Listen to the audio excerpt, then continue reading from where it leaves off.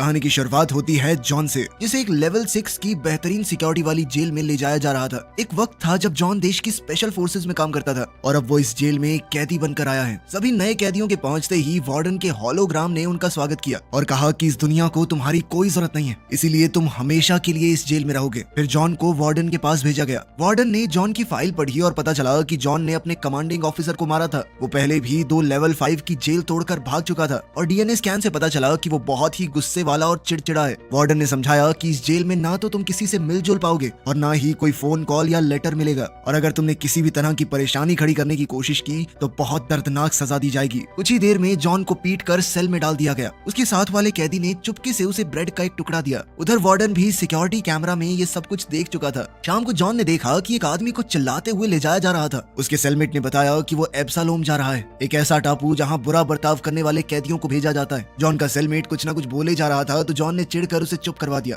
अगली सुबह जॉन उठा तो उसने देखा कि उसका सेलमेट गायब है। तब उसे एक कमरे में ले जाया गया जहाँ सभी कैदी ये नजारा देख रहे थे। वहाँ वार्डन ने कहा कि इस जेल में खाना बांटना एक अपराध है और इसके लिए सजा तो देनी पड़ेगी। जल्द ही एक लोहे का ढांचा घुमा और जॉन का सेलमेट दिखाई दिया, जिसे वार्डन ने एक बिजली के हथियार से मारा। अब जॉन से कहा गया कि इसे 10 बार इसी बिजली के हथियार से मारो। एक बार मैंने मार दिया है, 9 बारी तुम्हारी। लेकिन जॉन ने ऐसा करने से मना कर दिया। वार्डन ने धमकी दी कि अगर तुमने ऐसा नहीं किया तो इसे मार दिया जाएगा, तुम्हारी आंखों के सामने अभी गोली मारूंगा इसे। जॉन ने टेजर यानी वो बिजली का झटका देने वाला हथियार उठाया और वार्डन को अपनी कैद में लेने की कोशिश की, लेकिन गार्ड्स ने उसे घेर कर बहुत मारा। कुछ घंटों बाद हेलीकॉप्टर से जॉन को एब्सालोम भेजा गया। गार्ड्स ने बिना कुछ बोले उसे बाहर फेंका और हेलीकॉप्टर से चले गए। जॉन ने देखा कि उसके ऊपर कुछ चूहे आ गए, लेकिन उसने जल्दी से उन्हें हटा दिया। वो जंगल के बीच में था और दूर दूर तक जानवरों की आवाजें आ रही थी। जॉन ने भागना शुरू कर दिया और फिर देखा कि कुछ लोग भी जंगल में उसके आसपास दौड़ रहे हैं। वो आउटसाइडर्स ट्राइब के लोग हैं, जिन्होंने तुरंत उसे घेरा और पकड़ लिया। जॉन को पकड़कर उस जगह ले जाया गया जहाँ बाहर से आए लोगों को रखा जाता था। लोगों ने उसके कपड़े चुराने की कोशिश की, लेकिन लीडर मैरिक ने अपनी बंदूक दिखाकर उन्हें रोक दिया। जॉन कुछ घंटों तक जेल में रहा, फिर मैरिक से मिला। मैरिक बहुत सीधी बात करने वाला आदमी था। उसने कहा कि इसे एक बड़ी छुट्टी समझ लो जो शायद कभी खत्म नहीं होगी। ये गांव एक पुराना आइलैंड रिजॉर्ट है और वो सब लोग कैदी हैं जो जेल से भेजे जा रहे हैं। इस आइलैंड के ऊपर हर एक काम शरीर के लिए चुनौती भरा था। मैरिक ने कहा कि हमें देखना होगा तुम्हारे अंदर कितनी ताकत है। जिसके बाद जॉन को रैल्फ नाम के एक आदमी के साथ फाइट करने के लिए पूल के ऊपर नेट पर धक्का दिया गया और साथ ही एक ब्लेड पकड़ा दिया गया। रैल्फ ने अपनी ताकत दिखाते हुए एक स्टैचू को तोड़ दिया, जिससे जॉन कुछ खास इंप्रेस नहीं हुआ। उसने अपना ब्लेड फेंक कर रैल्फ की छाती पर मार दिया, जिसके बाद रैल्फ वहां से पानी में गिर गया। इस पर मैरिक ने खुश होकर जॉन को बधाई दी,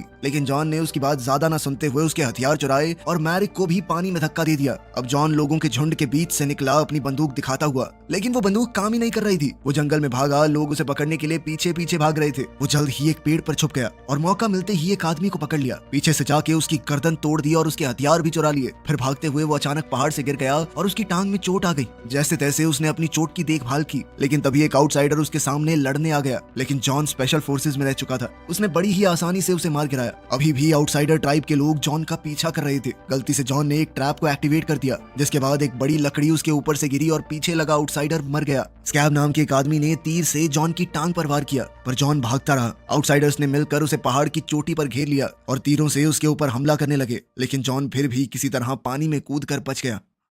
जल्द ही वो इनसाइडर्स गैंग के पास पहुंचा। उन्होंने उसकी जान बचा ली और गांव में बहुत अच्छे से रखा। ये इन्फॉर्मेशन वार्डन तक जेल में पहुंच गई। जब जॉन उठा तो वहां का डिसिप्लिन देखकर चौंक गया। वहां आसपास घूमते हुए उसने एक बिल्डिंग में जाने की कोशिश की, लेकिन हॉकिंस और स्कल नाम के 2 आदमियों ने उसे रोक दिया, ये कहकर कि यहाँ जाना मना है। इसके बाद जॉन को वहाँ के लीडर फादर से मिलवाया गया। फादर ने कहा कि जॉन पहला आदमी है जो आउटसाइडर से बचकर आ पाया है और अब वो चाहता था कि जॉन उनके साथ मिलकर रहे। लेकिन जॉन ने कहा कि मैं यहाँ पे घर बसाने नहीं आया हूँ, मुझे यहाँ से निकलना है, वो भी जल्द से जल्द। फिर जॉन डायसार्ट से जो एक टूटी हुई बंदूक को ठीक कर रहा था। जॉन ने उसे कुछ आइडिया दिया कि इसे इस तरह से ठीक कर सकते हो और बातों बातों में उनकी कुछ हद तक दोस्ती हो गई। कुछ देर बाद डायसार्ट और हॉकिंस जॉन को वॉच टावर ले गए और उसे वहीं रुकने के लिए कहने लगे कि यहाँ से भागने की कोशिश मत करो, इस टापू के ऊपर बहुत से खतरे हैं। ऊपर से आउटसाइडर्स की तादाद 600 है और हम लोग यानी इनसाइडर्स सिर्फ 98। उनकी तादाद हमसे 6 गुना ज्यादा है, लड़ भी नहीं सकते उनसे। उस आइलैंड पर हर जगह कैमरे लगे हुए थे, इसलिए हेलीकॉप्टर भी वहाँ मिनटों में आ जाता था। बाद में जॉन वहाँ के डॉक्टर टॉम के पास गया। टॉम ने जंगली जड़ी बूटियों से बनी हुई एक दवाई उसे पकड़ाई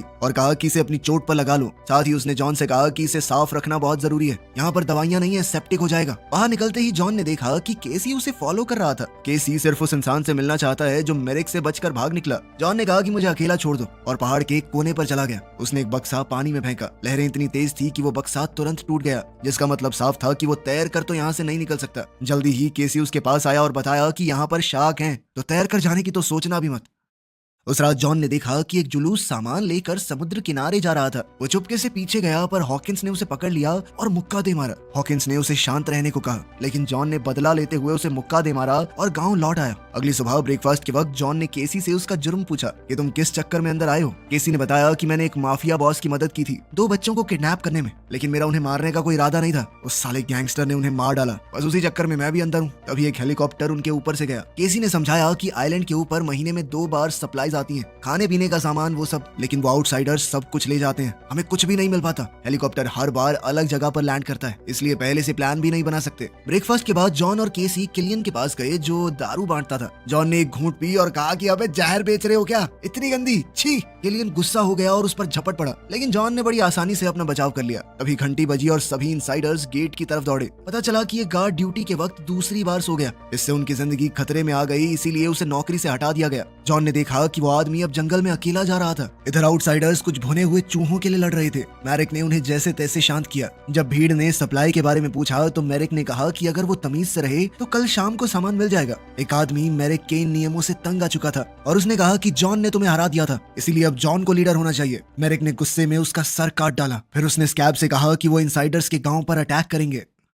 क्रिसमस पर इनसाइडर्स ने एक छोटी सी पार्टी रखी और एक पेड़ को सजाया। फादर ने उन लोगों के लिए स्पीच दी जो उनके बीच नहीं रहे थे। जॉन ने याद दिलाया कि जिसे नौकरी से निकाला गया उसके लिए भी दुआ करो। जॉन अगले दिन निकलने की सोच रहा था, पर फिर फादर ने कहा कि तुम ज्यादा दूर तक जा नहीं पाओगे। उधर आउटसाइडर्स जंगल में छुपकर प्लान बना रहे थे। इनसाइडर्स को एक जासूस से पता चल गया और उन्होंने तुरंत अलार्म बजा दिया। सब लोग लड़ाई के लिए तैयार हो गए। केसी ने जॉन से भी उनके साथ लड़ने को कहा, पर शुरुआत में तो जॉन ने मना कर दिया कि ये मेरी लड़ाई नहीं है, लेकिन फिर उसे एहसास हुआ कि ये लोग फिर भी बेहतर हैं। वो आउटसाइडर्स बिना बात इनके ऊपर हमला कर रहे हैं। तो फिर उसने फैसला किया कि वो इनसाइडर्स के साथ मिलकर लड़ेगा। जेल में वार्डन को लड़ाई के बारे में पता चला तो उसने सोचा कि बढ़िया ही है, दोनों आपस में एक दूसरे को मार देंगे। ब्रिज पर कुछ गार्ड्स खड़े थे, लेकिन आउटसाइडर्स ने उन्हें पानी में खींच लिया। फिर उन्होंने जलते हुए तीरों से हमला किया। एक तीर तो एक आदमी के मुंह में घुस गया। हॉकिंस ने जल्दी से अपने आदमियों को झुकने को कहा, लेकिन तीर फिर भी गांव की बिल्डिंग्स के ऊपर लग गए और वहां आग फैल गई। कुछ लोग पानी लाने के लिए दौड़े। एक सिपाही छत से तीर निकाल रहा था, पर वो भी मारा गया। आउटसाइडर्स ने कुछ पेड़ गेट के सामने बांधे और उन्हें गिराकर गेट और टावर तोड़ दिए। अब आउटसाइडर्स गांव में घुसने में कामयाब हो गए और अब एक खतरनाक लड़ाई छिड़ गई। हर तरफ लोग मारे जा रहे थे। जॉन ने अपनी जबरदस्त लड़ने की तकनीक से एक के बाद एक दुश्मनों का सफाया करना शुरू कर दिया। केसी एक आउटसाइडर के सामने जम गया, लेकिन जॉन ने उसे बचाया और एक तीर से दुश्मन को मार दिया। फादर भी अपनी लकड़ी से लड़ रहा था और स्कल ने अपनी जबरदस्त लड़ने की तकनीक से जैसे तैसे उसे बचाया, लेकिन फिर भी एक दुश्मन फादर को चाकू मारने में कामयाब हो गया। हॉकिंस ने चाकू निकाला और स्कल को कहा कि फादर को सुरक्षित टावर में ले जाओ। तभी मैरिक और स्कैब पानी में छुपकर गांव में घुस आए और उसी टावर में छुप गए जहां स्कल फादर को ले जा रहा है। जॉन ने उन्हें देख लिया और तुरंत एक रस्सी काट कर अपने आप को टावर तक ले गया। स्कल और फादर अंदर गए, लेकिन मौका देखकर स्कैब ने स्कल को बेहोश कर दिया और फादर को उसके जख्म पर दबाव डालकर परेशान करने लगा। अब मैरिक फालतू टाइम पास करने के मूड में नहीं था। उसने जल्दी से फादर को मारने की कोशिश की, लेकिन तभी जॉन ने एक खास दरवाजा खोलकर उसे नीचे गिरा दिया। स्कल ने स्कैब को एक जलता हुआ तीर मारा। अब जॉन और मैरिक के बीच में लड़ाई शुरू हो गई और दोनों एक दूसरे को कांटे की टक्कर दे रहे थे। तभी स्कैब जलता हुआ वापस आया तो मैरिक ने उसे खिड़की से बाहर धकेल दिया, जिसके बाद वो पानी में जा गिरा। मैरिक समझ चुका था कि वो जॉन का मुकाबला नहीं कर सकता,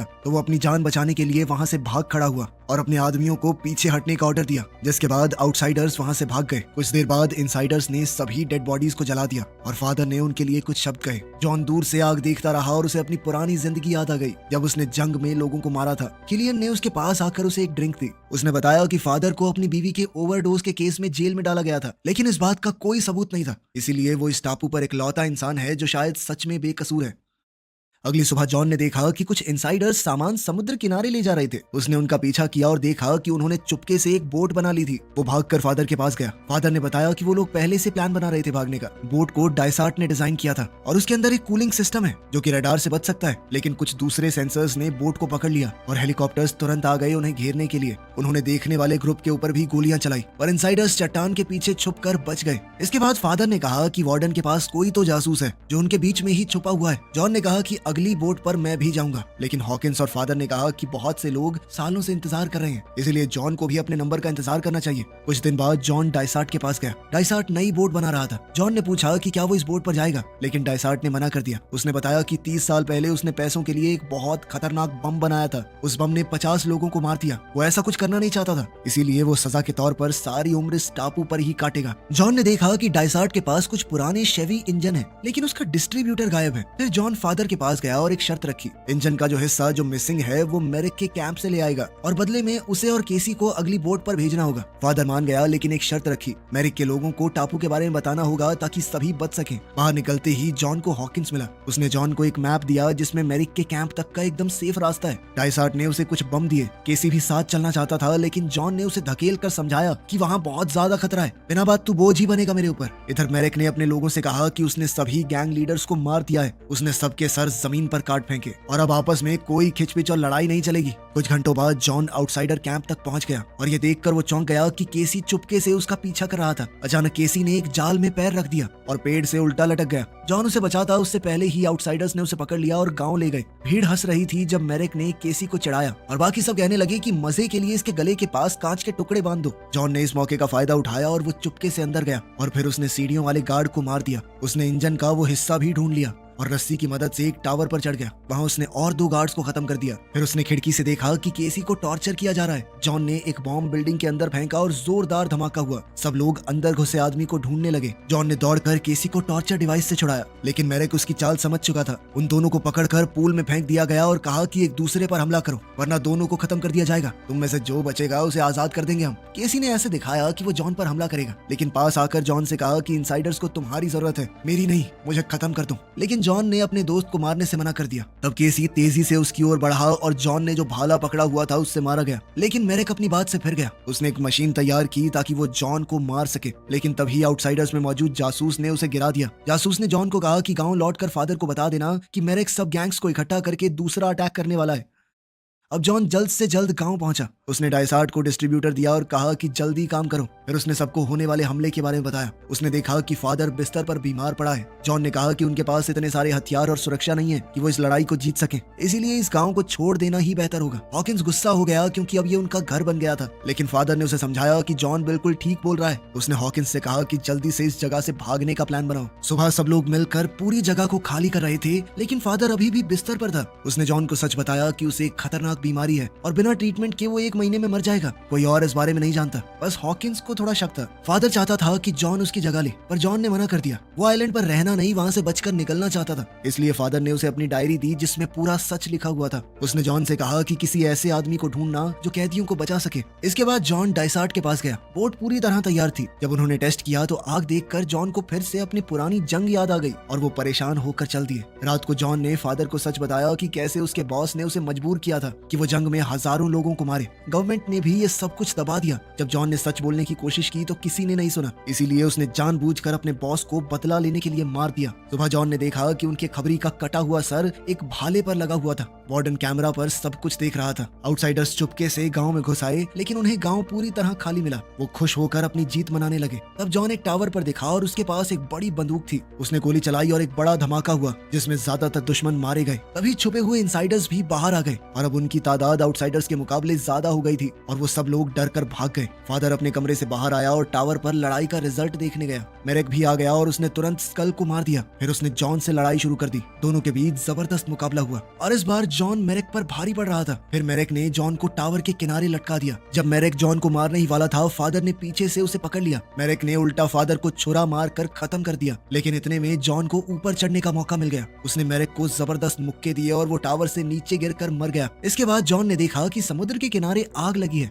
वो और हॉकिंस दौड़कर बोट तक गए। वहाँ डाइसार्ट मरा हुआ पड़ा था और बोट जल रही थी। उसके हाथ में एक माला है जो टॉम की थी। दोनों समझ गए कि असली जासूस टॉम ही था। वो उसके घर में घुसे तो पता चला कि टॉम के पास एक ट्रांसमीटर था। वार्डन ने उसे जासूसी करने के बदले में आजाद करने का वादा किया था। टॉम को पता था कि हेलीकॉप्टर उसे लेने आ रहा है। जॉन ने उसे मजबूर किया कि वो लैंडिंग कोऑर्डिनेट्स को बदल दे। कुछ देर बाद टॉम एक मैदान के बीच में खड़ा था। जब हेलीकॉप्टर उतरा तो छुपे हुए इनसाइडर्स बाहर निकल आए और सभी सैनिकों को मार दिया। जॉन हेलीकॉप्टर में घुस गया और वार्डन को भागने से रोका। उसने वार्डन को डराकर चॉपर से बाहर फेंक दिया और आइलैंड पर टॉम के पास ही छोड़ दिया। जॉन ने पायलट की सीट ली और किलियन के साथ कुछ और कैदियों को भी अपने साथ हेलीकॉप्टर में उड़ा ले गया। जंगल में टॉम और वार्डन को आउटसाइडर्स ने घेर लिया और अब वो उनका ऐसा हाल करेंगे कि वो सोच भी नहीं सकते। वीडियो पसंद आई तो लाइक कर देना, चैनल को सब्सक्राइब कर लेना। मिलते हैं अगली वीडियो में।